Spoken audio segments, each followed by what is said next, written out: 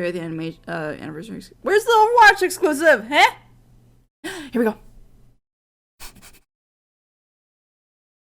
It's happening, everyone, calm down. Welcome everybody to BlizzCon. We know that Jeffy! you all want to hear more about Overwatch Yes, 2. give us now. Allow us to invite you behind the scenes to explain more of what we're doing and why. Everybody, please hit record. Fingers crossed. We lost Scott. It's off to a good start. This is going great. We've been assembling one of the best teams that I have ever worked with. I'm nervous. And I'm so proud of the progress that we have made Argent 3 years old. Okay, together. shush up, Ethan. We really liked the stylized drop down. Imagine that it's coming forward, boom, boom. This starts to spin. The scale and the scope of this game have meant that we've needed to grow substantially. We have to. Sorry. Let me I want a derpy action figure. Everybody calm down, says you as you hit the mic. Moving to work from home. Oh, Shadow Play. Great. Shush up. Definitely been challenges, but the team is really putting everything we've got behind this game. To me, it's the next big step. They need to show everyone that they're working like hard behind all this. Heroes, game modes, major story beats. With competitive and PvE, I see Overwatch 2 as the Overwatch for all of my friends. You know, we're always inspired by what story and franchise development does with the animated shorts. We really wanted to bring that cinematic experience into the game. You can invest in your heroes and grow them over time. I'm super geeked out about Overwatch 2. I can't wait for people to play this game. It just gets better and better. There are some things that we just can't do without a sequel. So thank you so much for your patience so far, and I hope you enjoy. Hey, I don't mind staying young at heart. At Overwatch 2. Rather stay young at heart than become an old fart. PvP All new for map. players at home, they want to see one of the new maps that we've never talked about before. Oh? Really, I can just talk about anything that I want to. Yes. You're serving this up to the guy that is like unintentionally leaked information in past interviews. You can do it officially now. Okay. Notice So, each developer balding. one of Yeah, the because they're maps stressing that out I'm over their work. most excited for in Overwatch 2 is our Rome map. Ooh. We always want Rome map. like this globe-trotting adventure for our players. So we're having a lot of fun coming up with the Overwatch version of Rome. We wanted a very romantic, sort of this powerful feeling of old world architecture. One of the most Ooh. exciting things for me is the early building of these maps, where we get to sit down together with key people from the environment team, level designers, effects groups. Wait, Ken, are you looking at the chat for YouTube or are you talking about moments this in the game chat? that you really want to see, like the Colosseum or a grand view of the hills of Rome in the backdrop. And then we'll go back and do a paint over, or we'll do a concept painting of certain things based on that.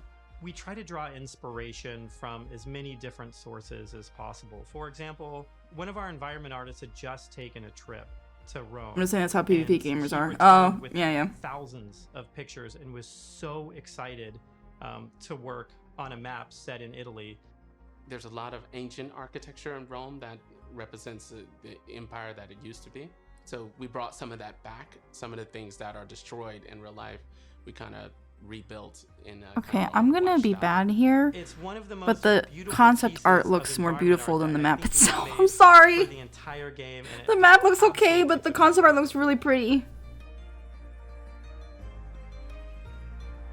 Can we reveal more maps? Yes, Scott. More maps? Scott, why don't you have the honor? Why don't you? The video reveal, stream is getting like, premiered and certain everyone's excited, and the artifact- second like, it ends, let's everyone's pick a an toxic artifact 5-year-old right? again. I know what map I want to talk about. It's the one that I just get super excited about. Which one? Which one? New York City. New York? New York City is just an amazing Overwatch location. We're What? really striving to make it as authentic as possible while still putting this Overwatch spin on it. There's a lot of amazing buildings and architecture pieces that just, especially for artists, stands out a lot. And they usually use this kind of Art Deco style from the 1920s, 1950s. We started Ooh. in an area that's a little bit like the village. There's some smaller shops there. There's a fire station, little pizza places and things that people that are familiar with New York City will either recognize or maybe see the reference that we're trying to make with some of our different. Oh, come on. They have to have a moving train where if you walk in front of it. Before because it's uniquely Overwatch. Well, we should move on. Otherwise, we just have to reveal more maps. So we were talking about More maps. PvP, and you know, one How much are thing they working that I on? think is really interesting about PvP in Overwatch 2 is some of the philosophical changes we're making to the approach. PvP feels different and new. We're upgrading our combat feel. The roles are playing differently. When it comes to all new maps, it's a pretty big departure from where we are on live right now. So I can't wait to see where we end up with it by the time we launch this thing. Which when's that gonna be though? Yeah, the UI looks really different. We call role passives, which are passive abilities that a hero can have based on what role they are. For Wait, example, what? currently in our internal builds, the tank heroes all have knockback reduction against them, and they also generate less ultimate charge for enemies that are shooting at them. Damage dealing heroes have a movement speed bonus, which is great for flanking around the map. Makes And, sense. Healing heroes, support heroes have automatic healing that kicks in after they haven't taken damage for a while. Very similar to Wait, what? Mercy's passive, but a little bit of a lower rate. One of the more Automatic popular healing? changes that we've been exploring in Overwatch 2 PvP is a change to the tank role entirely.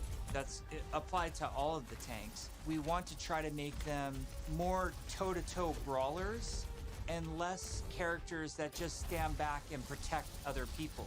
So, for example, for Reinhardt, we've given him 2 charges of Fire Strike, so he can throw Fire Strike What? more 2 Fire Strikes? and more often. Also, his charge, he's able to cancel it now. And Wait, you what? hear more, He can cancel his charge? You know, not quite turn a corner, but you can definitely more accurately pin targets. And because you can cancel it, it allows you to use it much more aggressively and, you know, really go after those key Yes, give targets buffs to without feeling Reinhardt, like he you're needed gonna them. Sacrifice, you know, all of your positioning, everything to get there. He's almost more terrifying now with his be able to unleash his full arsenal more often than just being the guy with a shield.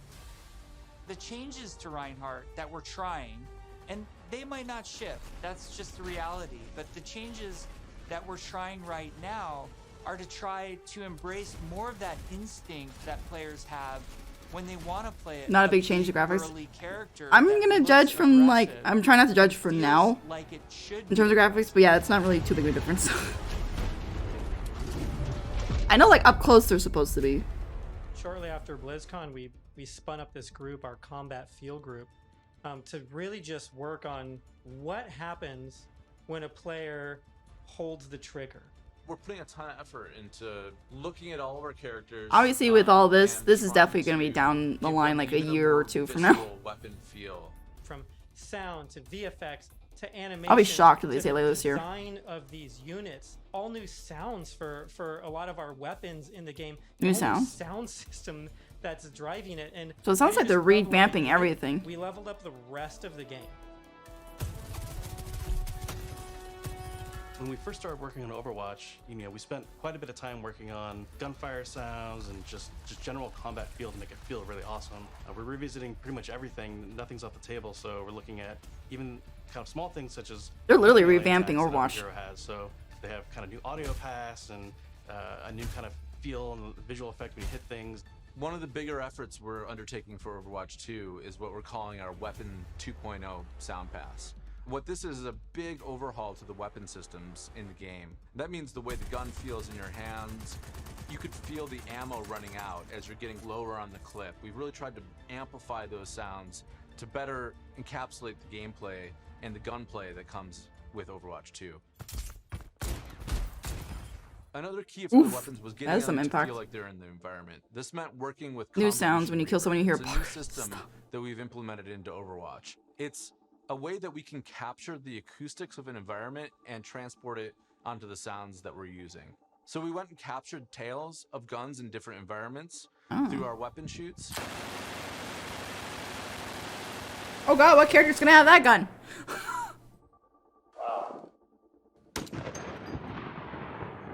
What character's gonna have a sniper? And then we've cut them and applied it Oh, so Widow, we can but not a support heavy lot more sniper. environments. Now we're supporting outdoor, urban outdoor, warehouse tales, I like that. tight tunnels, small rooms, and it gives a lot more presence to the weapons and the way that they react in the world. The shooter genre has evolved a lot since Overwatch 1 came out. On Yeah. top of that, I think we really want to push the visceral nature of how we do combat. So we focused a lot, not just on the wonderful sound effects, but also with how the gun moves as you shoot.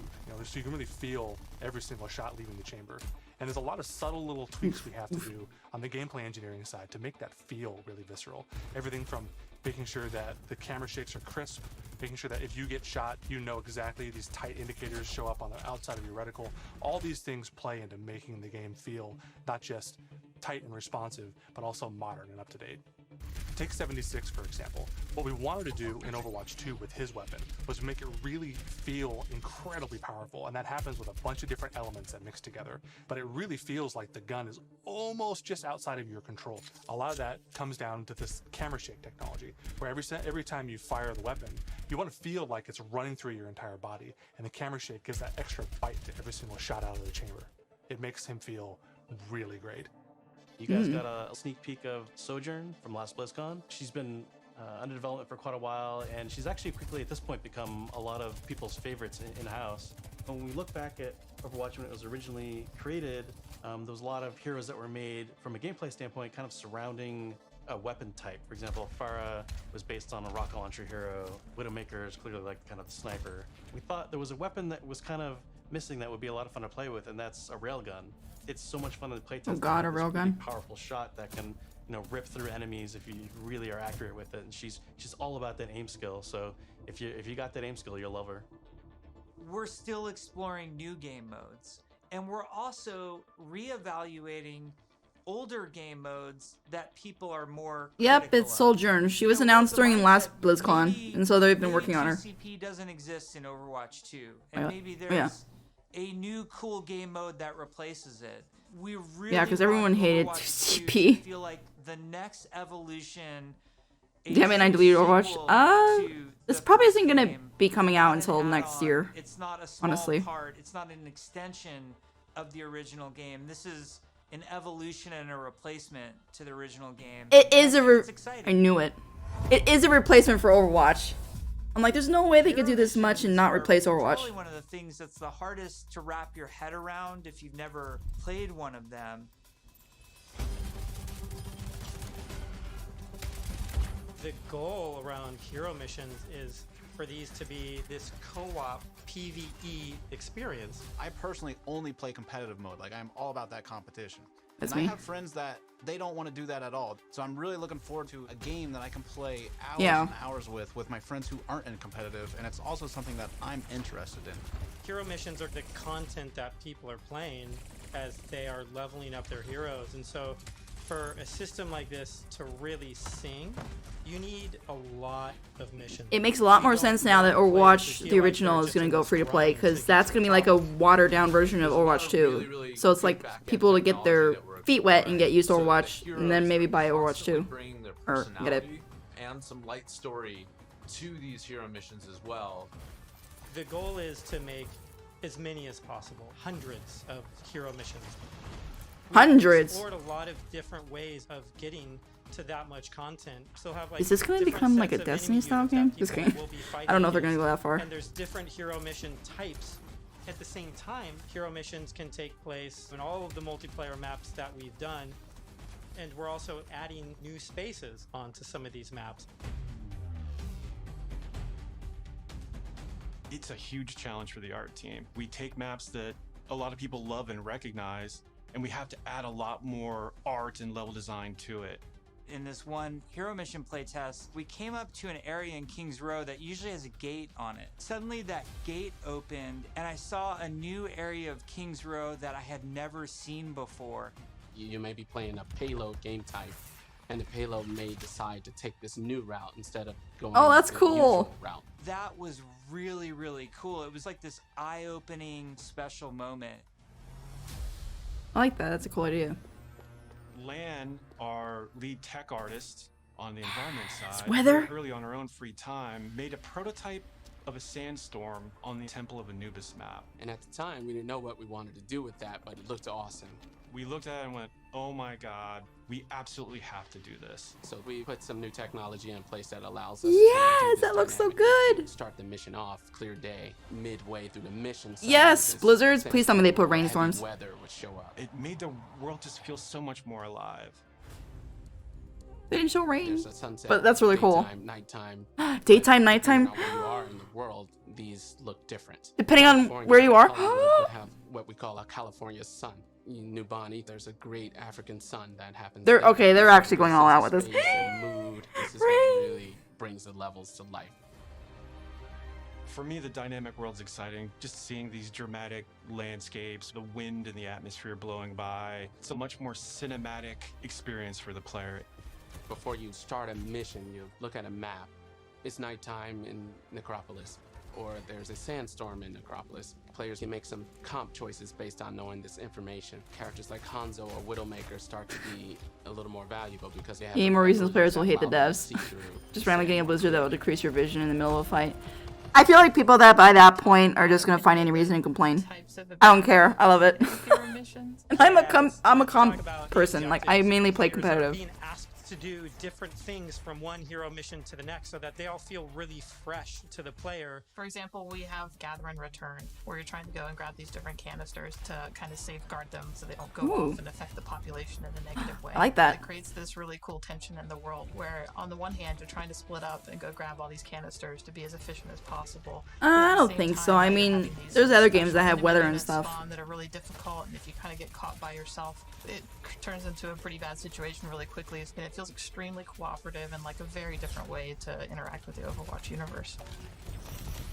We're experimenting with all sorts of ideas, and just internally we have names like Wall of Death, Scavenger Hunt, and Kill Quest, and all these new mechanics and enemies for people to experience. Players will be able to jump in. I think this is definitely going to bring a lot of hope to people who are like losing hope for Overwatch and Overwatch 2. Leveling up their heroes. Like this looks really good.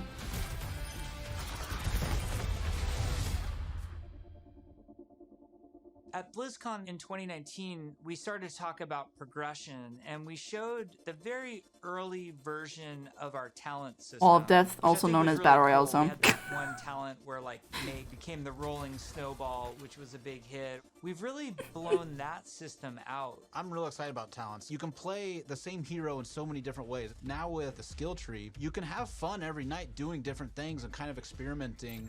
Yeah, the talent system is like really Look, a soldier, he's got a beard. And rich, and every single hero has different trees. You might open up 76's tree, and as you're leveling and picking new talents, you're starting to feel your hero change. We've had some pretty hilarious versions. No, Reinhardt Santa. The healing one where his biotic field travels with him. It also repulses enemies. We called it the snowplow build, where 76 is like running through spaces, pushing enemies away from them.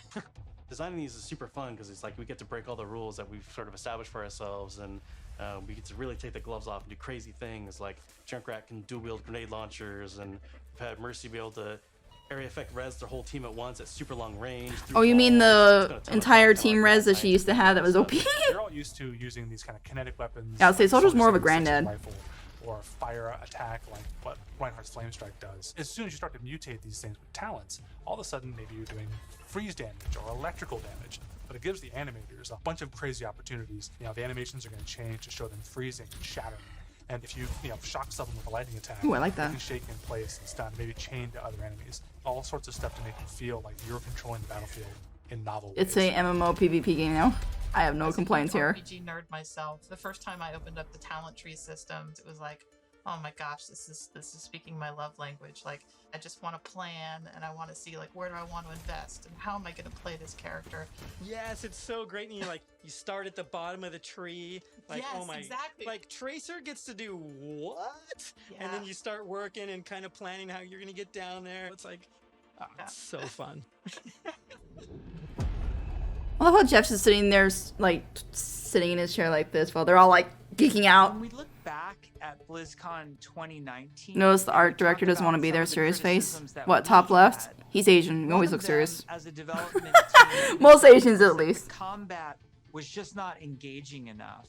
So the fact that our combat wasn't highly engaging to us as players meant that we had a problem with the enemy units and that they just weren't feeling interesting enough. Just because we show something to the public, it doesn't mean that that is what it's going to be. If we make discoveries where things aren't working how we want, they're not reading how we want, they're not fun enough, we're totally down to reinvestigate, reiterate, and just really find. I can only see the eyes because Naru's cam is blocking his cam. Until they feel good.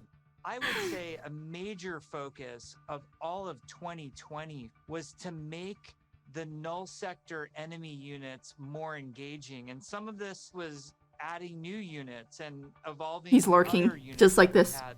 Interesting combat for us is varied combat for us. So sometimes we're going to ask you to protect something in Overwatch 2. Sometimes we're just going to ask you to get someplace. Sometimes we might ask you to escort something across. He's the like, map "Hey, what you while it's watching?" being attacked. And so it's a different type of spawning, and it's a different type of units that are in there, and it's a simpler objective. There's a lot of units Aaron is talking about. Lots of different units, lots of different types. They serve different purposes. You do different things to them. It's really going to help a lot of us find the fun. We're only halfway through this too, this part. A blast. So we got like 20 minutes. One of those sets of enemies is what we internally call objective units. And they're typically units that don't even attack players. The simplest version would be something like the Breacher. It's two legs with this huge bomb on its back.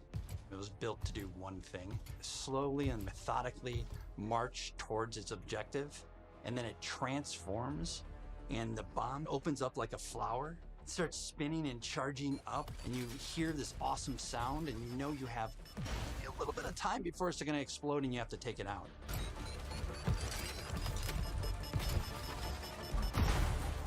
Hey, there's Arnold. The slicers, which you guys have seen before, they're little, we call them the chickens. Little chickens. They run really fast. You know, we have a guy we're experimenting with right now who flies and drops these bombs that create these kind of ever-expanding smoke fields that you have to escape from, but because they're super deadly. So you really get to use your mobility options to kind of escape that. There's things like... Unless you're Reinhardt, then you just die. You could be moving through these darker alleys, and as soon as you hear that polar spawn, it suddenly becomes like really spooky and kind of scary. This very tall, elegant-looking character that's blindfolded. Eh. Orbs that circle around her as her eyes, and we basically spun those orbs around her head as a big tell, launched them at the player, and then it activates this tractor beam, and it's bringing you in, and then you get this awesome like anticipation of the hair opening up, so you know what's about to happen.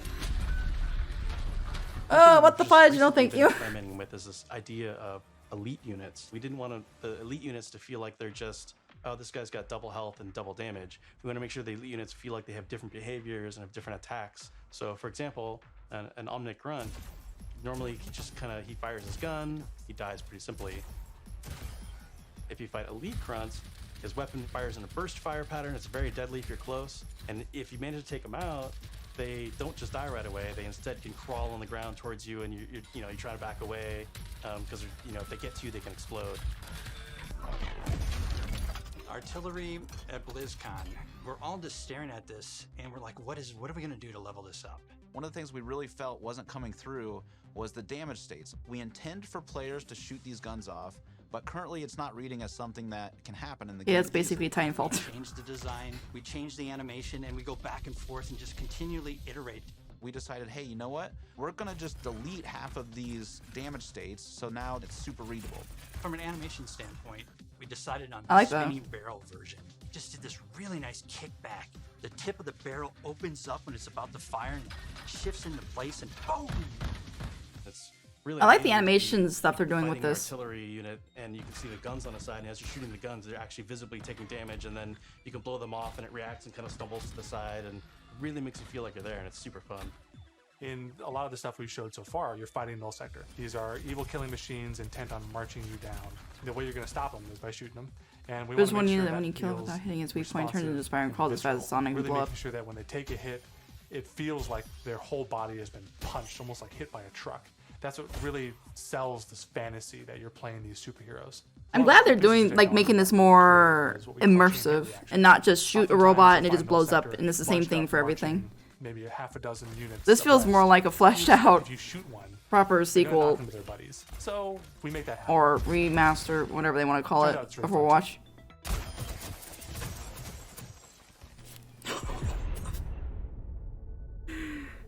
One of the things that we showed last year at BlizzCon was the new looks for our heroes. The theory kind of going in was like, you want to preserve the essence of your hero, but also kind of show that There you go, now he's heroes talking. evolve and kind of change and move forward. So we have a lot more new looks. So I'm excited to see how players and fans react to all of the ones that we've done so far.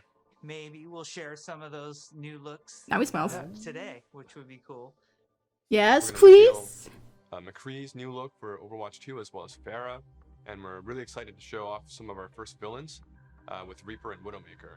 But first I wanted to talk a little bit about technical wear, kind of like technical clothing. What that really is using very techy fabrics, as well as having very intricate but functional straps designed in a Lucio's way that's T-posing. very aesthetically pleasing. With McCree, we took a couple of different approaches. He's got this classic cowboy look that it's really hard to mess with, because if you try to make him too sophisticated or too techy, it might not feel right for the character. But as a concept artist, you always want to change things around and try different shapes and silhouettes, so we did identify as Red Serape as the main thing for McCree. We also tried a couple different things with McCree's cowboy hat. We didn't really want to mess with that too much, because that's a very iconic part of him. I think they so that's did. another piece that we kept. We tried some retro cowboy looks that mixed in some tech here and there. Some that were a little bit more techy than others, some that were a little bit more classic cowboy. We gave him a little bit of a longer beard, and it really gives him a nice kind of like a more aged look. What's different about Pharah than some of our other heroes is Pharah's completely covered in armor. We didn't want to change her silhouette too much. It was more about experimenting on different colors. So it felt really appropriate for her to be the one to harken back to those original Overwatch colors of white and blue. One of the things that we wanted to update on Pharah was her visor. Instead of being completely opaque and reflective, we tried a little bit more of a transparent approach, and being able to see through it a little bit now allows us to see some more of her emotions. Reaper was actually the ones I was very excited to work on, because I could see a lot of potential in how we can integrate his cloak and his cowl and his armor, and how we can make all those shapes really sing within Mega that classic, Reaper silhouette. We tried a couple takes with the first pass, like completely silver arms, more layers to his jacket. Reaper's mask is obviously pretty sacred to us, but the thing you'll notice Looks good. immediately is that it's now completely silver. Instead of the bone white, he's got this like almost like deadly edgy silver that just gives him that classic Reaper look. With Widowmaker, we started with the idea stage, exploring a breadth of ideas. We tried things like a more insectoid approach, treasure hunter. One of them made her feel like a classic Bond villain, so we kind of steered it back towards one of the more cyberpunk looking ones, almost like a futuristic femme fatale, which is basically what Widowmaker is, but she even feels more upgraded. So I'm super glad that we went down this route. We played with different hairstyles too. Widowmaker has the really long ponytail that's really key part of her look. And we really liked the hairstyle on one of the designs that was more of a braid, and it was really interesting look that also preserves Widowmaker's original silhouette with that long ponytail. We've been working a lot with our Domino engine and making our cloth look better. Now that we have this cloth tech, we're going to be able to make some really cool, unique silhouettes that will help them stand out from other heroes. We put a lot of time and effort into our face rig, and what I mean by that is we're going to be able to get really close to these characters, and it's going to feel really cool. It is absolutely worth the time and the effort to invest in the technology, and that way we can make these characters do more things that we haven't really been able to do before.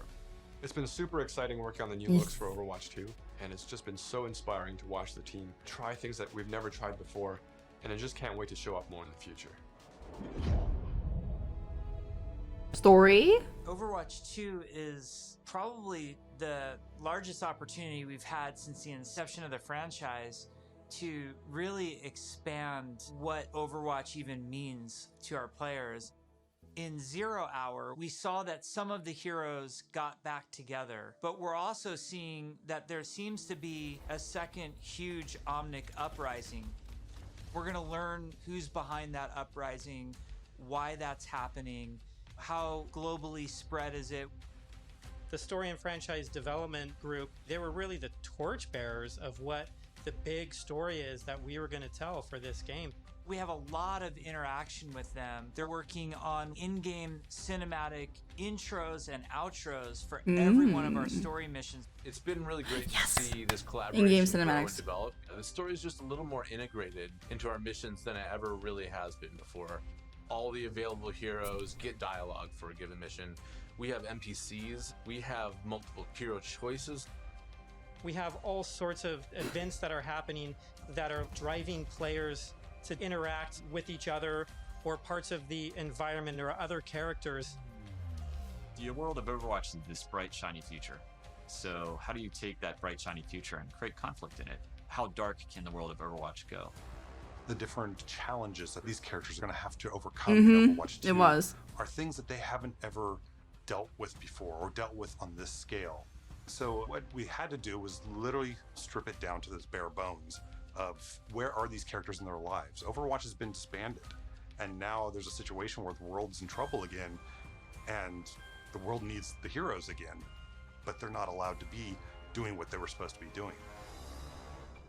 We started to book these off-site locations so we could brainstorm over and over different versions of what the Overwatch 2 story campaign could be. And we basically had these whiteboards that we were carting around everywhere. The room was filled with whiteboards, and we would just write every day story beats with the characters and who was doing what and where. And oh my gosh, we forgot this character. We had these giant sticky notes, and each one of them would be a mission with a bunch of notes on it. You know, somebody say, well, what if we moved Rio to the end, and they'd physically grab it off the wall Oh yeah, and stick it there's on the definitely end. gonna be We did PvE. this for a while, you know. That's until what we the all story is felt it gonna was be. Is gonna be pretty PvE. close to what we wanted. Then we could send it to our writers' rooms. The writers' rooms then had a much clearer direction of where we wanted this process to go. Ultimately, we come up with something that we think is right for the game, and then we pitch it back to the game team. Yeah, that's why they said they're trying to make it where it's gonna please both PvP players and PvE players. Because the scale of this story is so huge, it takes place over the whole world basically. It just requires a Ooh, that looks pretty. constant iteration, constant refinement to make the story as best as we can make it. From writing, we go to storyboards. The storyboards get crafted with the edit. From there, it'll go to a previs department where they'll start to flesh it out in 3D. Once we've kind of figured out our camera work and our cinematography, that'll then go to the animation department. And then we end up going right into the game engine.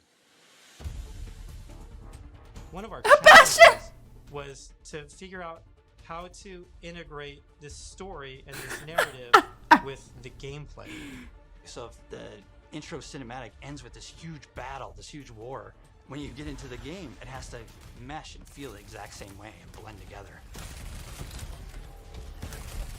We really are also trying to get the music to be equally as consistent from in-game cinematics straight through to the mission. Adam Burgess, our lead composer, has been working with the IGC team, with the game team, developing themes for all of the heroes, all of the locations. It does. It looks As the amazing. cinematic director, whatever we're crafting should never override. I went from We wanna being make sure that players' kinda experience looking going forward to from now I'm cinema like super to hyped for gameplay it. is seamless, and it feels like a completely immersive experience.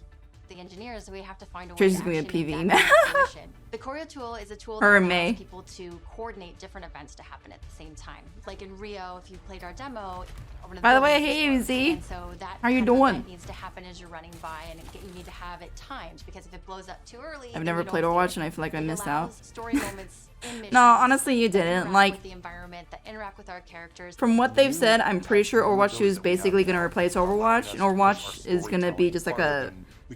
If it doesn't get replaced completely, it's just going to be a free version of the Somebody has an PvP part of idea, They Overwatch. can mock things up really quickly. We got to show the Widowmaker making this awesome. Well, I really introduction appreciate that, in ABZ. case Thank we you for could lurking. Quickly put a really rough prototype in choreo, and Philip would come in and on the fly, he's making quick changes. I'm not they sold would to buy play test Overwatch 2. something that would No, that's just normally take PvE. Yeah, weeks, I'm... was done in like a matter of days. Like, if this is $60, I'll pay for it. Like, this looks really good. Story mission Like, had before I its was like, own I don't custom think so. map built for it, and these maps are absolutely gigantic. India is one of our biggest maps, and it's a fun map because it has a few story beats that we've taken from recent comics and characters in the game. We've written a history for each city so that the cities feel lived in. And I think that informs the artists so that they know like what it is that the city has been through. Gothenburg was our chance to show Torbjorn's workshop. We created a space that kind of fits his height. So there's, you know, step ladders and scalable tables. We designed the space as if we were Torb, you know? Molten steel is pouring out of walls. It's pretty epic when you walk into it. Epic have some competition finally, though. Maybe they'll pay attention once people start migrating to Overwatch 2. Dynamic snowstorm. Hey, like, I don't mind that at all. Suddenly by the end, the characters are caught in this. I'll definitely, when this comes out, I'll be playing it. In Overwatch 2, we want to give you choice to be able to play this character or that character. So we're designing a lot of systems around how their relationships develop over the course of the story missions in the campaign. I'm already into the story. We have a cast Because I love of Overwatch's many story, characters ever since I all first on saw the screen, first all at cinematic. the same time.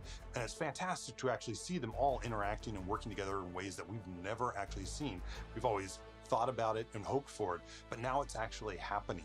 It actually requires us to have a whole new branching dialogue system. If you happen to have Genji and Mercy in the second mission of the game, you might get different dialogue that's about their relationship. You're gonna see Mercy and Genji shippers do that purposely. Everybody has fallen in love with, from inside Blizzard to the fans. Just to hear this collection of actors all together, all interacting, has been a real treat. I wish people could see how many Also people known are as involved Revenant when it comes to something like from telling Apex. the story of Overwatch. It doesn't just come from a singular person. It comes from a group, and it's a really talented, fun group that all works together. We've been developing what we hope is one of the best stories ever. There's some key story moments that I'm really excited about, and I really can't wait to see how people react to it.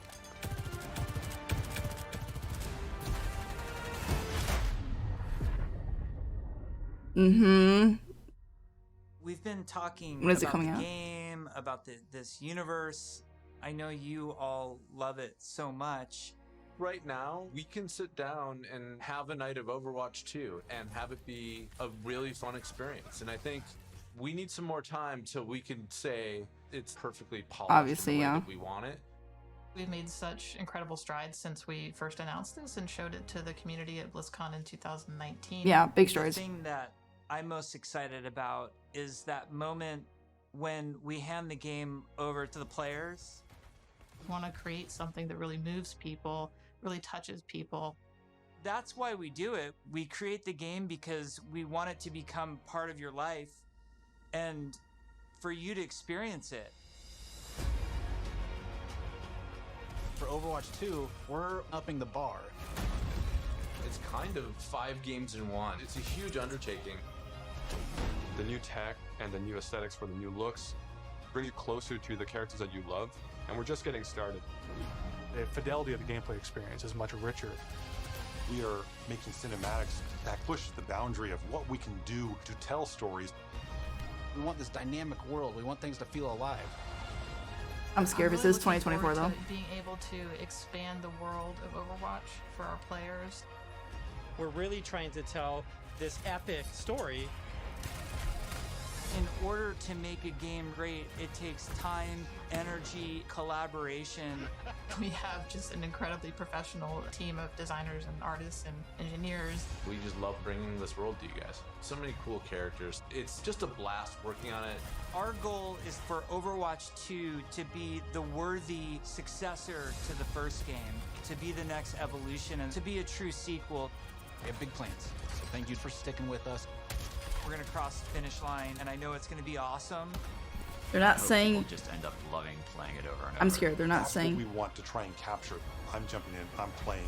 Let's go be heroes.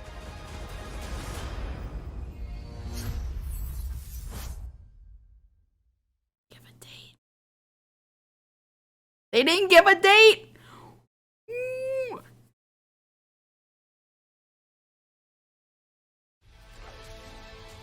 Oh my god, they didn't give a date.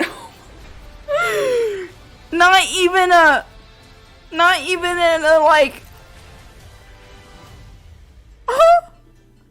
not even like a we're proud partner of BlizzCon Live. seeing it possibly versus the world in Dol- not even a we're seeing it possibly at by 2022 or something. They didn't say anything.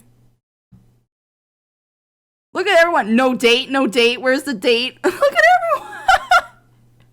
No date.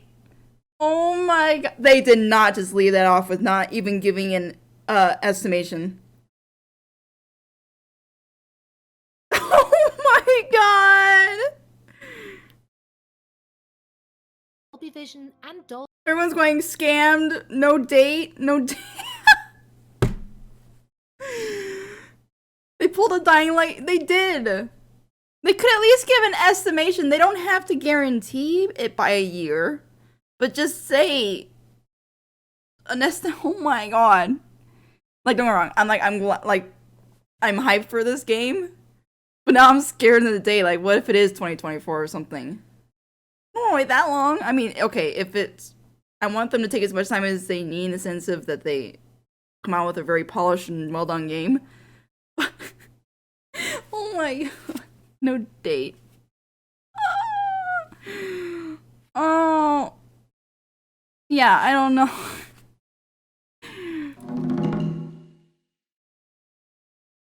I don't know about that.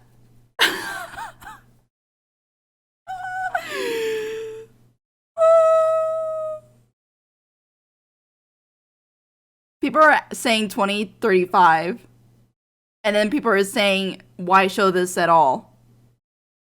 Are you serious? People are really saying, why show this at all if they're not going to give a date? If they had given nothing in this, I don't know, people make some interesting comments. It's like, I don't know, people are weird. Like, what do you mean? But yeah, I'm like that. I'm super happy and hyped for Overwatch 2 now. Like, that's more than I expect. Like, the original or the BlizzCon from 2019, when all they showed was the cinematic, which was still amazing. But then when they showed the gameplay of Overwatch 2, I'm like, if this is the game, this is not like worth $60 or whatever was rumored to be the price. Even $40, I wouldn't pay for it. But now with this, yeah, I'm definitely gonna be willing to pay $60. I hope they do give a discount for us who have owned Overwatch before this, but I would be happy to pay $60 for it if they don't. And I am curious if they're going to do free to, like, it would make, like I said, it would make a lot more sense now if they do free to play for original Overwatch for people just to get a taste of Overwatch, and then they have to pay for Overwatch 2 if they want the full game. Ken, so you went all in and won. Anthony lost all. Maybe they'll show it at the Game Awards 2021. Maybe. Does Blizzard show anything at the Game Awards? Because I know BlizzCon's usually where they make all the announcements and things. Yeah, I'm happy. Oh, like, that's more than I expected they would show. And I'm surprised they got that much done during 2020 with everything in COVID and all that stuff. So now that things are a little bit toned down and a little more like people can work on, and I think they can be in the studio now, if I'm not wrong. So hopefully they can get more stuff done now more easily. But that's no date. So yeah, hopefully it's either going to be something at another awards that's going to be announced, or if nothing is announced during this year, then what I'm going to assume is probably what it's going to be is next BlizzCon for 2022 is when they're going to say Overwatch 2 is going to be released sometime this year. I hope, because if they don't, in that BlizzCon they say, oh, it'll be 2023 or 2020. I don't know about that. That's going to be interesting. Yeah, alright, so that's it for the BlizzCon Overwatch 2 reaction.